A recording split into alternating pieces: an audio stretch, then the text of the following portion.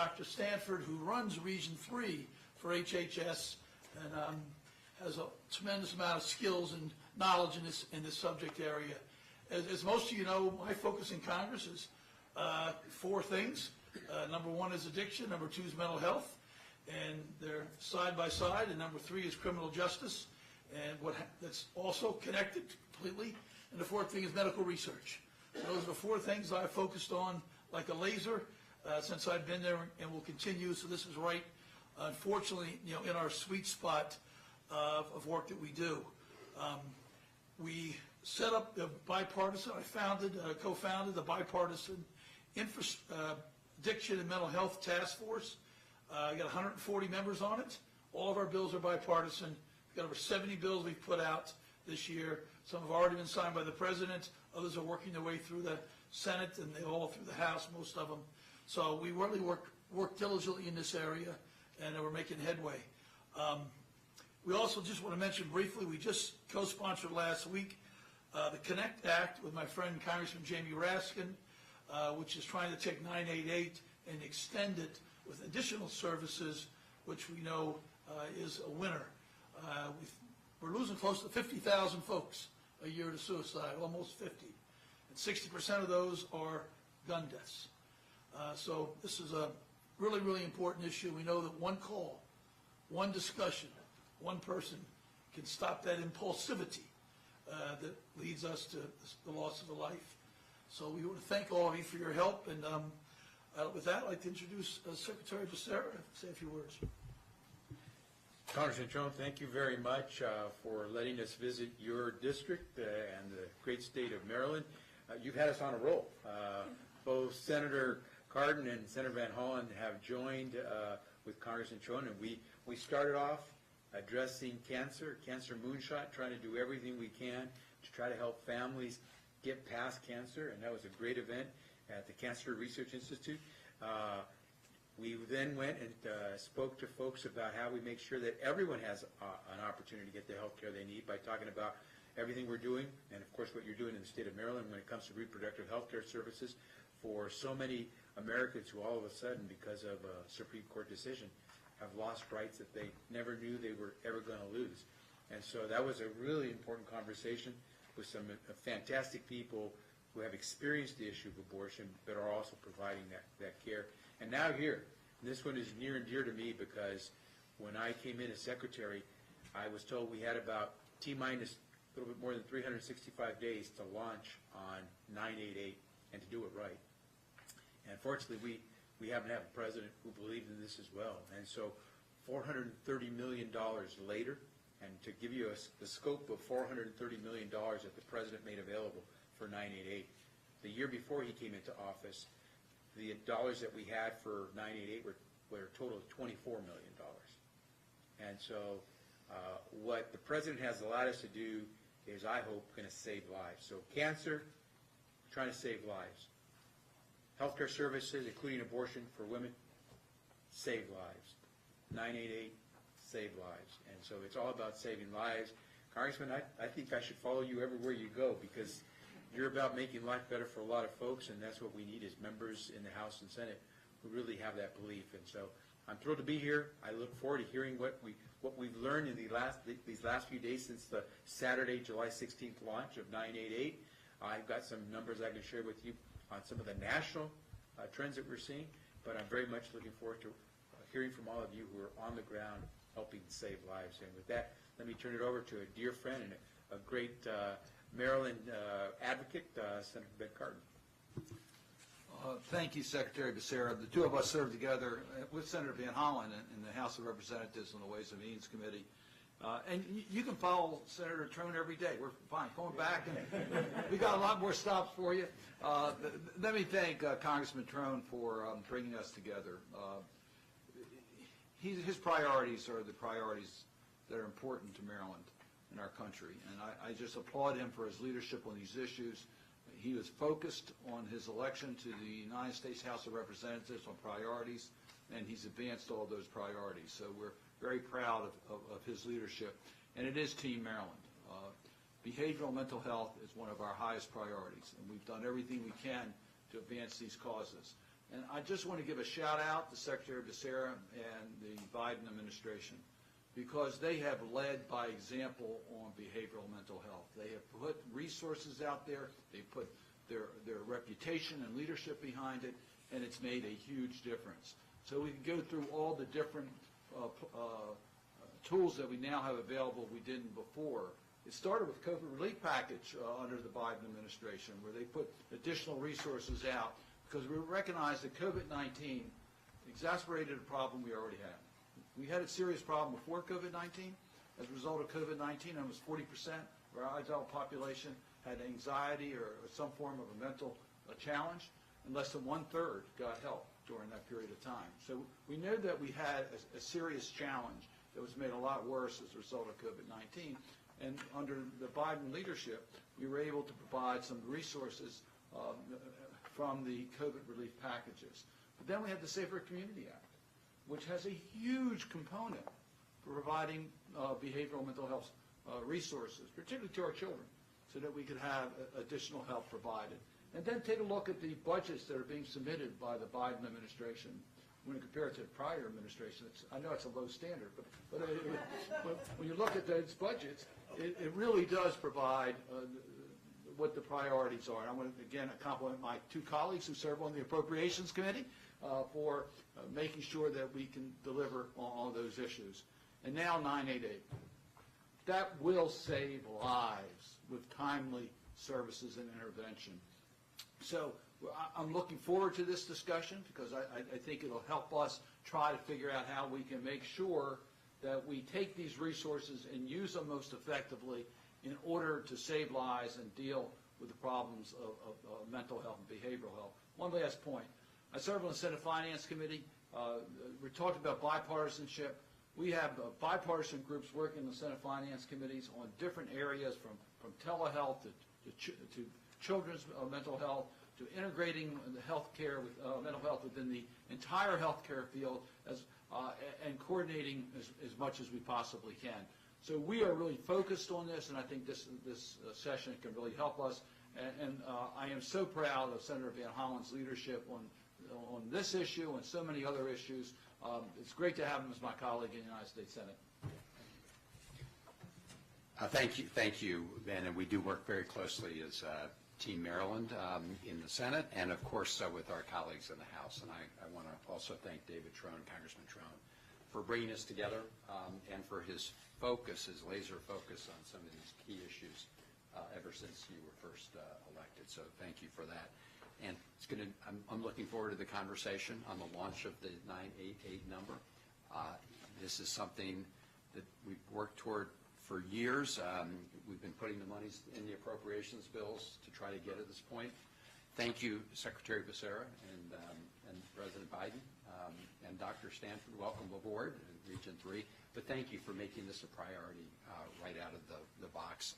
And to all of you who are implementing this life-saving 988 service going forward.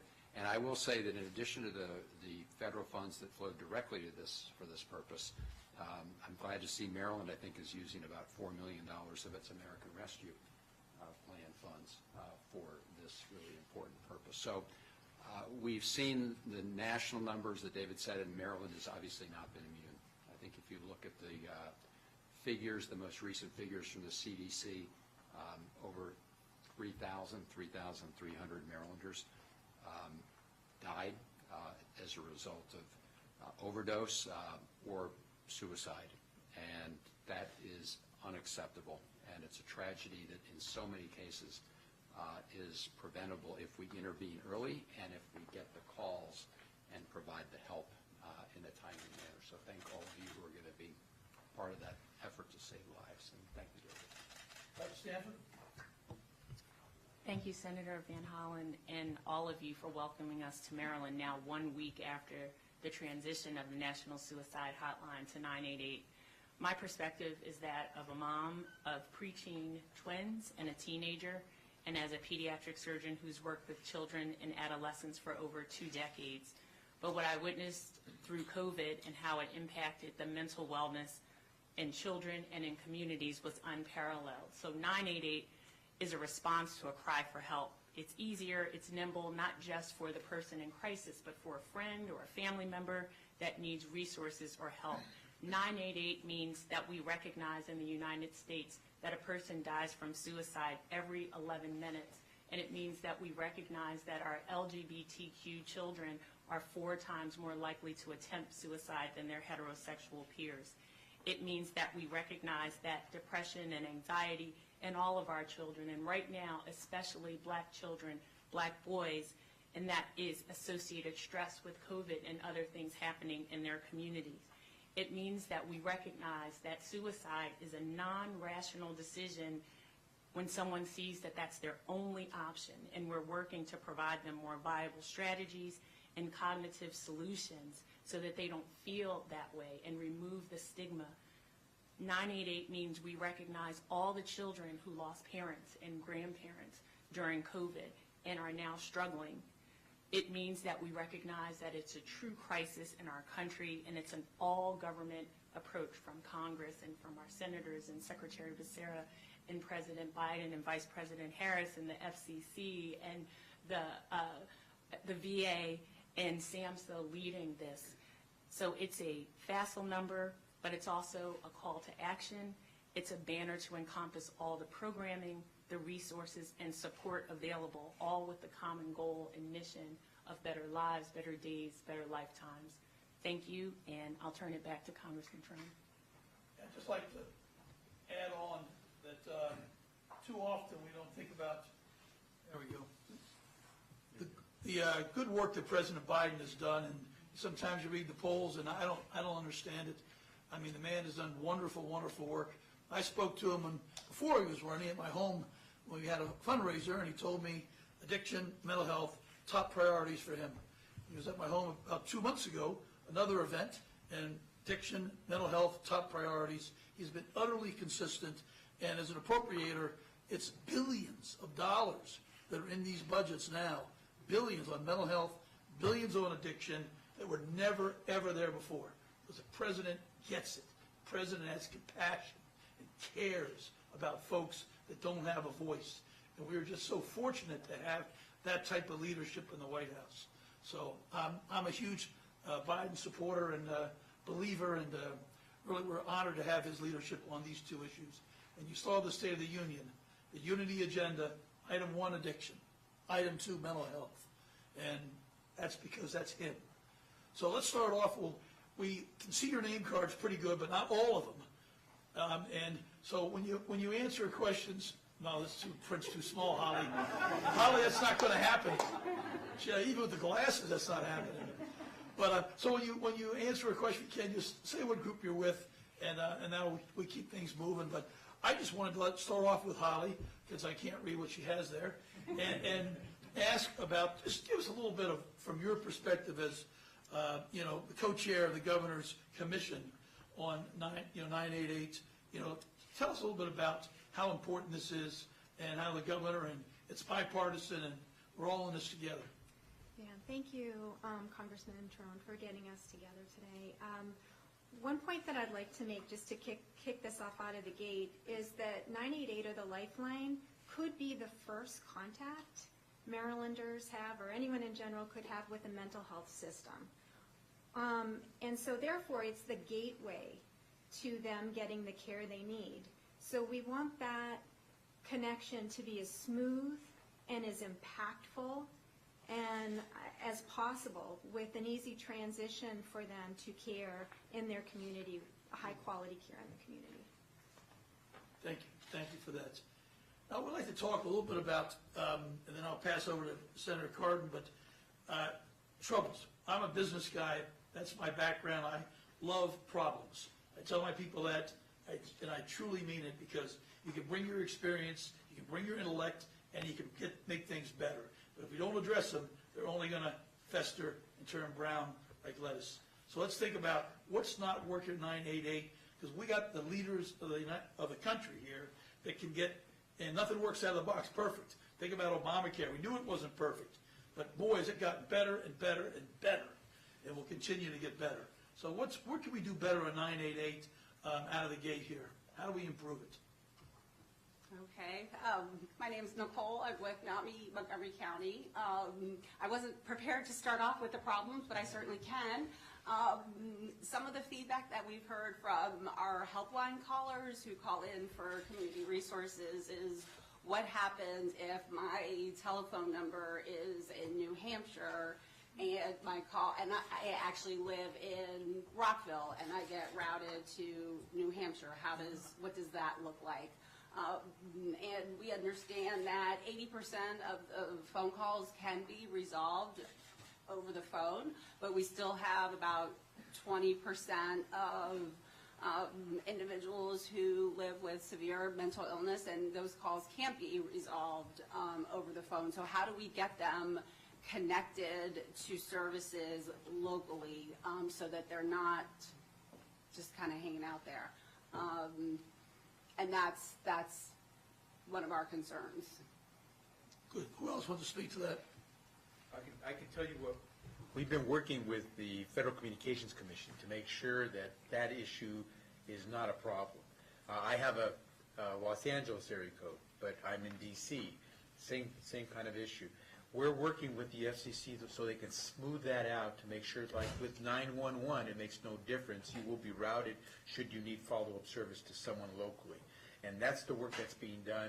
Now that this is a national number, one number, 988 versus all the different phone numbers that were available before, we need to have that be seamless, and that's where we're heading. Tim? Hi, everybody. I'm Tim Jansen. I'm the Chief Executive Officer at Community Crisis Services, which is the 988 provider for Prince George's County and Southern Maryland. In answer to that, one of the things that call specialists do every day when they take a call, when it's somebody who's out of area, they will work through, help them connect, build rapport. They identify what the problem is and then what the next step will be. Then what they will do with the permission of the caller is they do a warm transfer to the local 988 center. So if they're in New Hampshire, unfortunately there's only one center in New Hampshire, but they will go ahead and do that warm transfer transition if they're open to it. The other thing they can do is many of our centers in the Lifeline network have access to the local resource databases. Now, I can tell you backwards and forwards how to work Prince George's County and a little bit Montgomery County. But if I'm calling about a New Hampshire resource, I don't know what the magic word is to open the door. You know, there are magic words to open doors in different communities, and if you don't know them, it's really hard to get in. So that's the first thing. The second thing is Vibrant, which is the overall administrator, is working on geolocation. They are beta testing it. The last I heard, beta testing in the Vibrant world can take a little while. They recently completed beta testing for chat and text, and that's rolling out like as we speak. So text and chat will be local to the best of.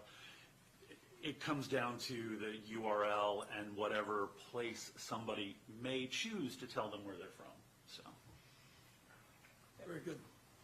Can I also just mention, because I've been chatting with folks from all over the country, there are some people who will want to be connected to their distant provider. So a student who's coming from Maryland who is now studying in a California university may not want to approach a psychologist or someone like that in California. They may want their psychologist in Maryland. And so we have to be very careful about all of that. Any other ideas what we can do better? We always want to keep moving the needle forward. Yes, one of the things that we have seen in the past week, I'm Rachel Larkin from Everymind, the Montgomery County Hotline, is an explosion of people reaching out in chat and text, which is fantastic. We are prepared for that, but the problem is the providers in the community that we hand off to are not. So I can't hand off somebody who is chatting with us or texting with us to the crisis center or other services because they don't have those capabilities available. And this is how younger people like to communicate. So we need to have our network of crisis support have the technology available to do that, because we are there for them and we can provide as much support as possible. But when we need to give them the next step and they don't have that technology available, it does create an issue. Congressman, I hope you don't mind if I keep chiming in, but You're the boss, that's why you're here. I keep hearing all these things. So I think Rachel's pointing out something that's crucial that we've got to address, that so many young people use the chat and text function instead of making the phone call. Up until now, chat and text was not really possible. It really was only available in very limited places, a few places. Right now, the federal government, mostly because these three individuals made a lot of those resources available, we're essentially standing up the text and chat function. Most states are able to do the call function. Some are trying to get to the point where they could do the call function well also. But the chat and text would not have been possible without those federal dollars, because we're right now sustaining text and chat at the federal level. We hope to be able to hand it off, and a state like Maryland has done a far better job of getting itself ready. But Rachel's pointing out something very important as well. Beyond being able to respond to text and chat, now you have to be able to do that warm handoff and continue that. And so that's the next level, because you want to make sure there's good follow-up. But at least we're now responding with text and chat. Absolutely. Good point. Anybody else on that important point? Yeah, go ahead. Hi, I'm Robin Yassino. Probably it's not on yet. The little face, press that. Thanks. I'm Robin Yassino. I'm a mental health advocate, a volunteer with NAMI, and in a very difficult time in my life in 2017, I called the hotline at Every Mind. They were extremely helpful, and I'm very grateful. I think that we celebrate today that we have 988. We've made it easier for people to reach out. But as we celebrate, we also need to look forward, and we need to look at the entire crisis system, as other people have alluded. I will tell you that one of the things that is on the mind of people who live with mental illness and the people who love them is, what will happen when I need more help than what somebody can give me on this phone? Will I get what I got from 911, which was a police officer at my door, or will I get what I really deserve, which is a mental health response to a mental health crisis? It is essential that we hear from top leadership the importance of removing law enforcement from the mental health response. And so I ask you to please consider this as we look at the big picture. And I can tell you, I mean, the only guy that goes above me is the president, so it's pretty top. We are making sure that 988 is available for folks who want to communicate on their particular crisis on their terms. You're not obligated to give your name. You're not obligated to follow up with someone in particular. Only about the numbers I'm getting are that only about 2% of the calls that are coming in to 988 are ultimately being routed to 911. And almost, I think half of them go only because the individual who called signs off, gives authorization to have the call go to 911. So less than half do. The half of that 2% that do go to 911 without the permission of the individual, it's because the caller who's answering is saying, this person is about to do something that may endanger his or her life or someone else's life, and so they call in. But law enforcement doesn't get implicated in a 988 call unless, in almost every circumstance, unless that individual who made the call asks for it. And that is very important in overcoming the barriers that people may have. But can I also add, Yeah. Let's not discount how important it can sometimes be to have law enforcement respond in a time of crisis. Again, it has to be the appropriate level of care and response, but I don't want to diminish what men and women in uniform can sometimes do to help save lives. Secretary Becerra, I hope that those law enforcement members that need to be called upon in these situations will find new ways of responding to somebody with a mental health crisis. I talk every week to people who have been tasered, who have been handcuffed, who have been slammed to the floor by law enforcement because they were unable to respond to an order. I don't want to minimize, we're talking about 2 and 3%, I don't want to minimize the number of people that this affects, because as 988 becomes more prevalent, we will see more calls to 988 for people who need a higher level of care. I think you're raising a very important point, but let me just point out, we have 5 certified behavioral health clinics in Maryland. That's not enough, we need more. They're 24/7. So that is the preferred location to provide the immediate help that people do need. We absolutely need law enforcement to take care of dangerous situations. So, but we also need to be able to have the alternatives so that someone who needs mental health services doesn't end up in an emergency room where they don't belong, or they end up in jail where they don't belong. Now, the Safer Communities Act that was just signed by President Biden provides substantial federal resources to certified behavioral health centers. So we really do have a chance right now to build on that. 5 is not enough for our state. We need more. We have the opportunity now to expand those services so that we can provide the more comprehensive behavioral and mental health services that would be a follow-up to the 988 system. So I think you're raising a very valid point, but I can tell you this is one area where we have seen tremendous improvement in attitude and resources going into mental health services. And if I could just add in, I don't know what's going on with this darn microphone. It takes a second to change. Yeah, if I can just say, Robin, I'm 100% with you, what you just said.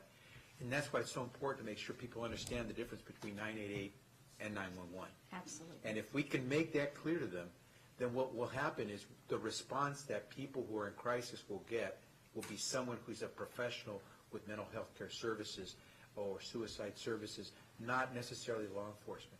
But you do want to have the ability, if there is a need, to react with someone who can actually act soon to prevent any violence or an act that could endanger your life, be able to call on law enforcement when appropriate. But again, if we make the distinction, 988 will not be answered by anyone in law enforcement. Yeah, I would mention also law enforcement is we asked our police officers to do so many different things, just way, way too much. It's addiction. We put it on them. Mental health, we put it on them. So they've got a real tough job, and certainly they make mistakes. But if you're not trained for the job, you can't do the job, and that's the whole point of this. And we have a bunch of folks now testing. In Frederick, we're doing this, where we have mental health officers riding, with the police officers. So I did a ride along on that one day when I was up in Frederick, and that way the mental health person deals with it. And if something comes up that's in danger, we have the law enforcement person there. But he's not front and center. He or she, they're back. It's a mental health person, and that's a model that can respond more appropriately. And we also passed a bill not too long ago that was signed by the president on counseling for policemen, called the Cops Counseling Bill, because they had no real effective way to get anonymous peer-to-peer mental health counseling. And as you know, we lost T.J. Bamba to a suicide here, right in Montgomery County, and we had his wife and her 2 children to the White House for that, to meet with the president. And so, we're trying to work with our law enforcement and support our law enforcement to make them even better. And but you're dead on. We're totally in agreement. Glad this issue came up because a lot of us have been working on the 911 diversion programs. For example, in Baltimore City, we got some federal funds specifically for the mayor's new program, which began about a year ago. And I introduced legislation with Karen Bass to have alternative responses. It seems to me there should, and maybe there is, coordination between these 2 services. So if I'm someone who's not yet aware of the 988 number, and I call 911, but really it doesn't require a law enforcement response, it requires somebody trained in mental health to go out and serve that person. And that is, in those instances, they do send somebody. That's the idea anyway, in those circumstances. Is there now an effort to coordinate the 2 so that the 911 caller, 911 operator, when they get one of those calls, they Send it to you. Well, when we reach out to 911, we actually always ask if they then have crisis intervention training, and that is not guaranteed. So that is, something that we really need to work on with all of our police officers, so that we can work in tandem. But what they're trying to do in these places like Baltimore City, maybe Frederick, I don't know, is to train the 911 operators to find out when the call comes in whether this really should be a mental health response, not a law enforcement response. And if they make that assessment, that does require more training. I guess when they make that assessment, can we put in place a system to transfer that? Yeah, I've been working closely with 911 dispatch in Montgomery County for at least 6 months to the past year to do just that. And I think Tim has done similar work in Prince George's, where we set up protocols and very simple things like if they get this kind of call, then they will transfer it to 988 before they even send somebody out. There's hurdles in place, like they have 10 seconds to move on to the next call. It's 911, of course. But we've been working closely with them, and we're already seeing more and more calls transferred, and they've all been 100% appropriate. Like, these calls did not need 911, but I guess in the moment when the person was upset, that's the number they remembered. And hopefully, 2-3 years from now, they're going to remember 988. Right. But now 911 is working closely with us and transferring those calls to us as needed and appropriate. And believe me, they want to be able to utilize 988. They want to make sure that whoever calls 911, it really is an emergency where you need to have a rapid response, whether it's firefighter or police officer. They want that. And having served as the Attorney General of California, I will tell you, chiefs and sheriffs across at least the state of California were saying, we want this because we want to let those who are professionals who need to address someone who's suffering a mental crisis handle that, not our officers. They're all there. So this is a good deal for everybody. Yeah, one quick thing in Prince George's County, we will be co-located with 911 by October 1st. So there will be a 988 counselor at least 10 hours a day. Ultimately, it will be 24 hours a day. But we're already working, like Rachel was saying, we're working right now with the leadership for 911 and the police we've already got those protocols in place. So they send more calls to us than we send to them. But we do work very closely together, and almost never do they come back. So the 911 call comes to us, it stays with us. If we send them a call, it usually stays with them. They will often call us back and say, we need to get to another call. Would your counselor be willing to stay on the line while we get someone there? And so that's already being done, and Frederick's doing it as well. There's one other jurisdiction, and I can't think of it off the top of my head. So. I'd like to just say one last comment is, it's great to have this momentum with 988 and our lifeline. But another thing I think we should keep in mind is that we have to prevent those crises from ever happening. And we have to also have a prevention lens as well as a crisis intervention lens and invest our energy and effort in both places, not just wait for the crisis to happen. We need to get upstream and do efforts like demystifying what mental health treatment would look like, doing work in schools on literacy and stigma, and trying to reduce stigma in various subpopulations throughout the state, as well as educate them and let them know about the crisis line and its availability. And there I would simply say what Congressman Trone said earlier. President Biden made it very clear in his State of the Union that he was committed to treat mental health on par with the way we treat physical health. So whether it's your broken bone or your flu or cold or your mental anxiety, you're going to have the right to get access to services.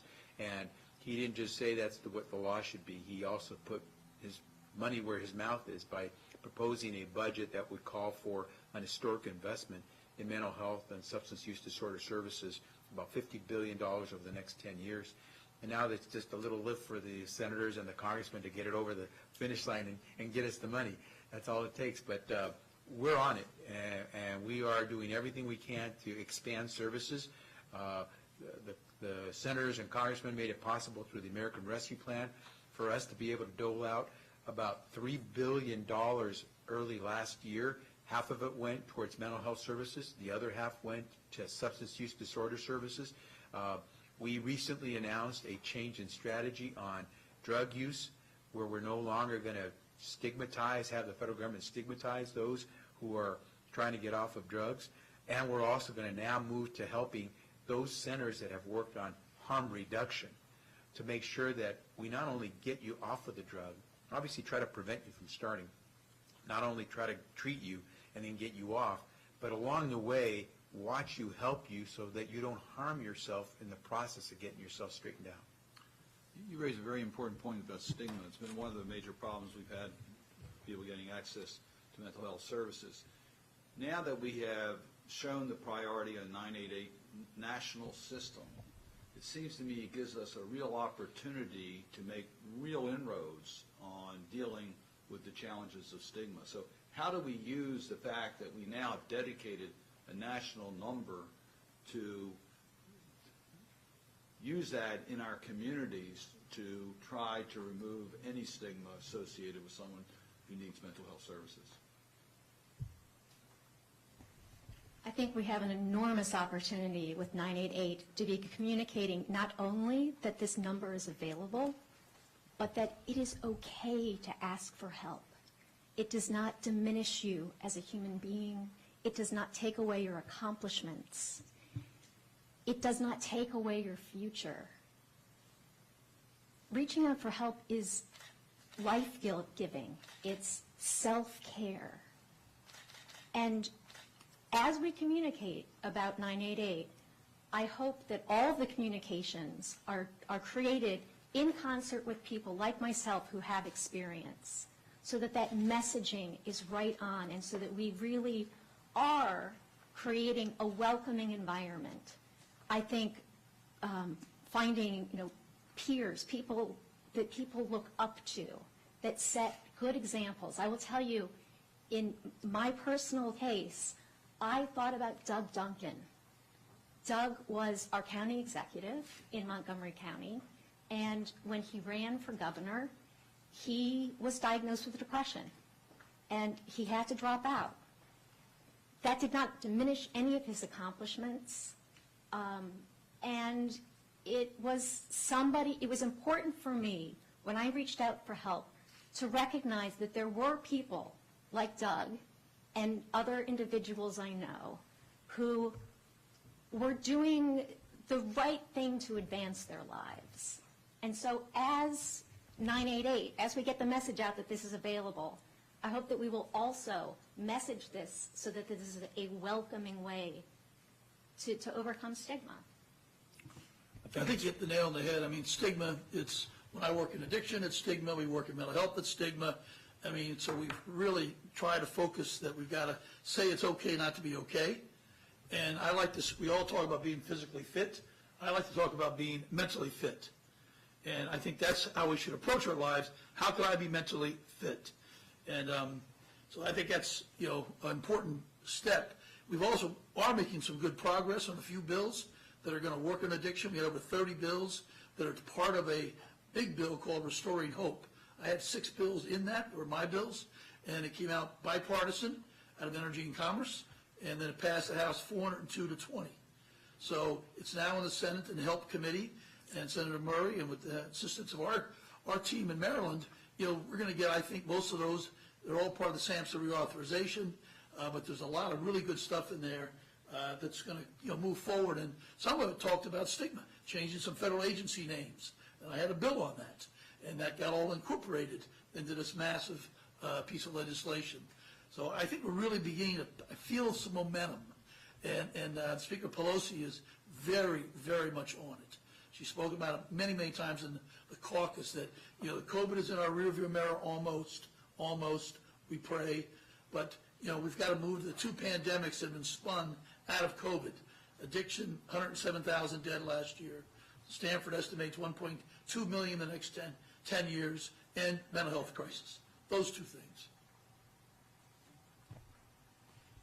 What I'm seeing a lot in some of the city and the FQHCs, the federally qualified health centers, is that they have an on-staff behavioral health specialist or psychologist Monday through Friday. So when someone comes in and they're coming in for their blood pressure check, or they're coming in for a vaccine, and how are you doing? How are you whatever? Well, I'm really stressed about X. And they keep slots open. And I've seen that model across our region as you go around. So I share that for folks that are in that space, that those are available. And another way you remove that stigma is it's part of being mentally fit and physically fit. And so when it's in your medical office, as opposed to you going to that other building that might be kind of gray and it may be not as bright, then it takes that stigma away. But that's something as medical, now we're in my other hat, as medical professionals, that we have to make that more inclusive and inviting for folks. But that's what I've seen them do at some of the FQHCs and city health clinics. I would add really quickly, it's important to keep it clear to everybody that it's anonymous if you want it to be. One of the great areas where we struggle in suicide prevention and intervention is reaching people in different communities, people of color, people who are in the LGBTQ community, folks who are marginalized, and one of their big worries is, oh, they're going to know who I am and where I am. And keeping it really, really anonymous gives somebody that ability to go, oh, I called and they never knew. And they can get some really good information and they can connect. Dr. Stanford had mentioned the growing numbers in young black men. There's also growing numbers in young Latina females and young people in general. And we're going to get them on text, you know, and that's how they're going to communicate. But they're going to want to do it anonymously, and we just have to keep underscoring that, because no matter how many times you say it, somebody thinks the folks at Criminal Minds are there going, you know, hi, you're wearing red shorts and you're in this, you know, apartment complex wherever you are. So that's really key, keeping it so that people know they can call and nobody will know who they are.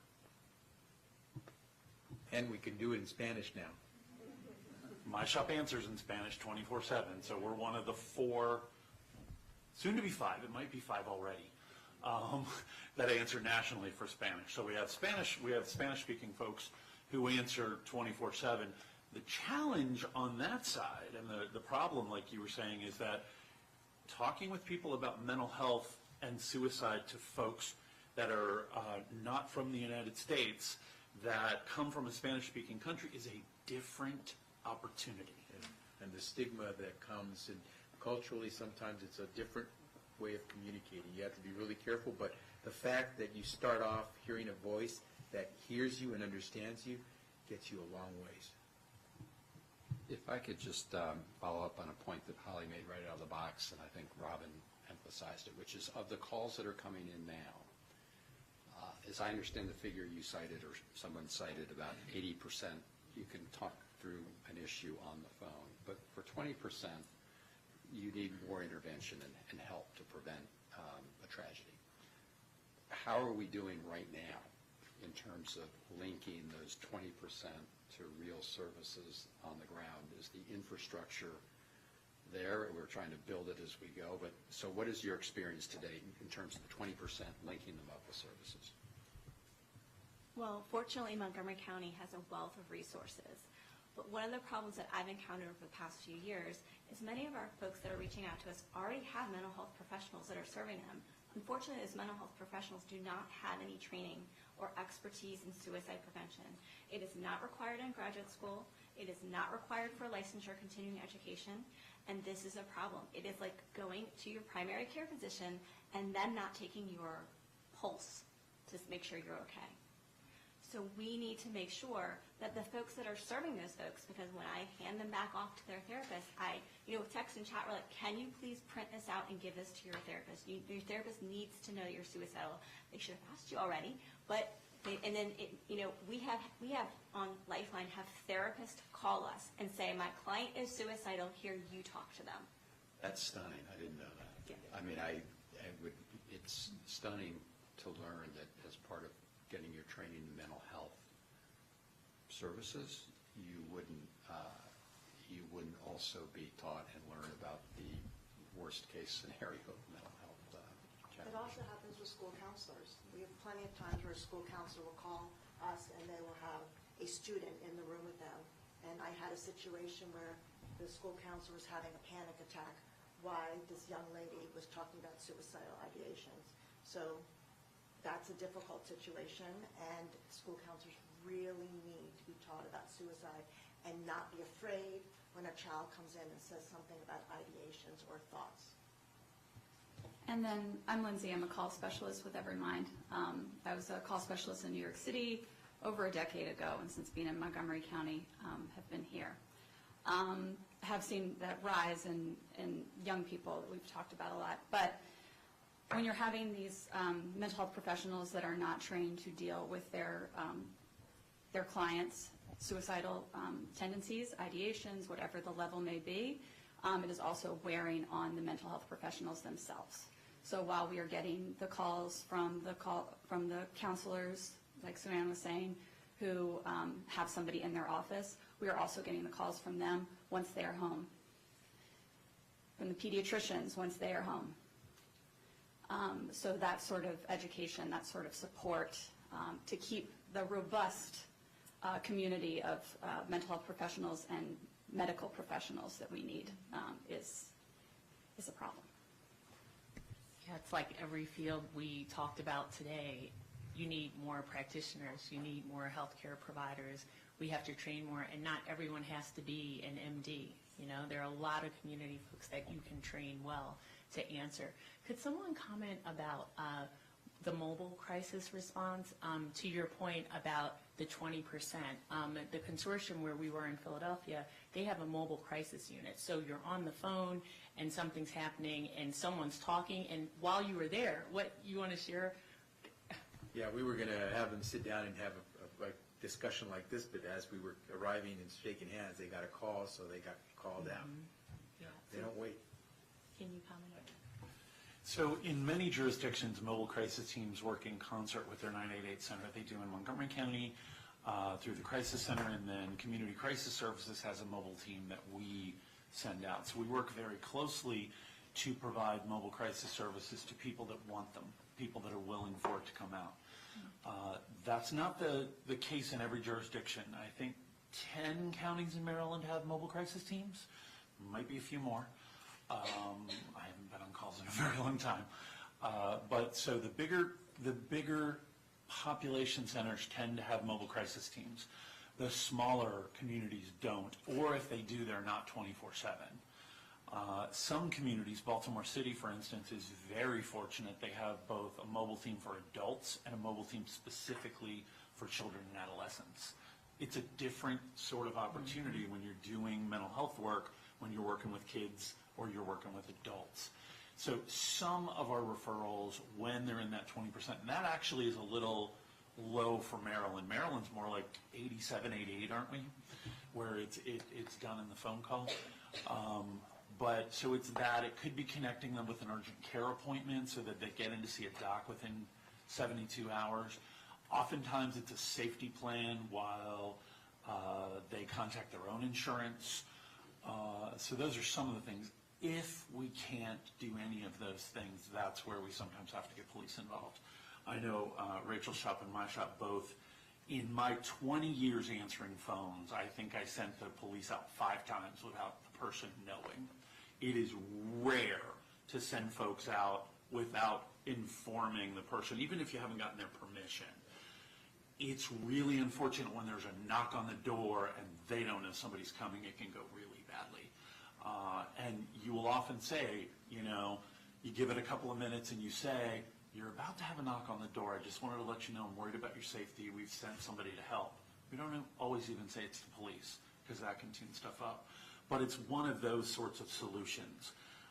We try and use hospital as little as we possibly can because it's not a great intervention.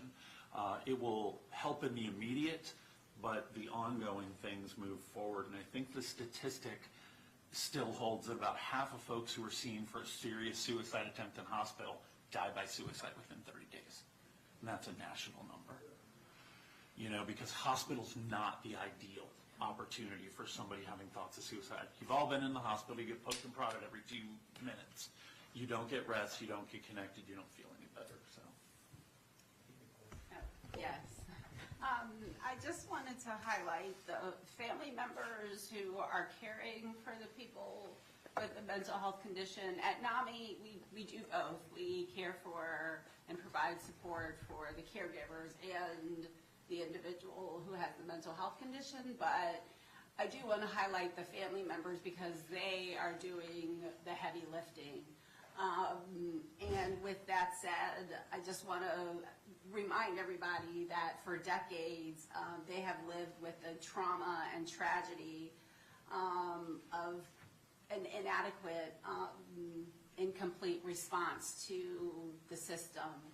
And so for that reason, I think there's kind of another layer where we have to do some reassuring, we have to do education, and that's done through our organizations right here to work together to send the message that when we get those callers, when we get the helpline calls and we're saying, oh, you should call 988, and they're saying, I don't really know if I want to do that because when I called 911, it wasn't so great. What makes these two different?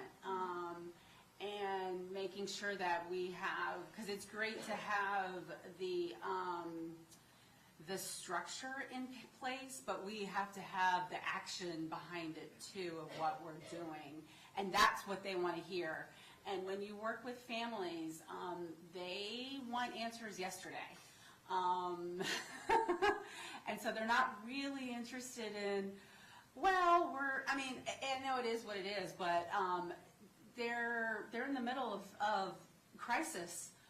The pandemic didn't slow things down for them. It didn't put a pause on their caring for their loved one. And us on the front lines, we got those calls, right?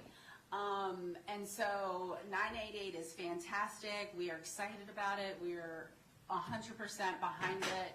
And we want to make sure that when we send them to 988, they don't come back and say, NAMI, this isn't what you told me was going to happen. And that's why we're having these discussions. And that's why it's important. So I just wanted to remember the family members who have decades.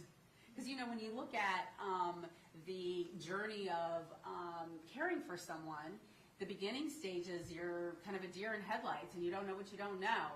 But then we do have quite a number of family members that have been doing this for 20, 30 years. So they know what questions to ask. They know what's really going to happen on the other side. So we want to tell them something different that's going to actually come to fruition. So I just wanted to remember those families. Part of the, I was just going to say part of the rebranding of Lifeline with 988 has been this, make sure that we call them third-party callers, that if you were worried about somebody, this is a number for you as well. And I have to say those are some of my favorite calls because those people are ready to help and I know that they're going to be on top of it, that passion there, the love is there. So that has been a great part of this rebranding is I'm already hearing more from that. And you get that right in the beginning. Is it okay that I called? Absolutely. Thank you for calling. Thank you for calling before things got out of hand. Just like we know to the health references, it's a whole lot easier to help you with your heart attack when you're coming in regularly than it is when you've showed up in the emergency room. So with that, with the families, I just want to emphasize, we love hearing from those callers on 988.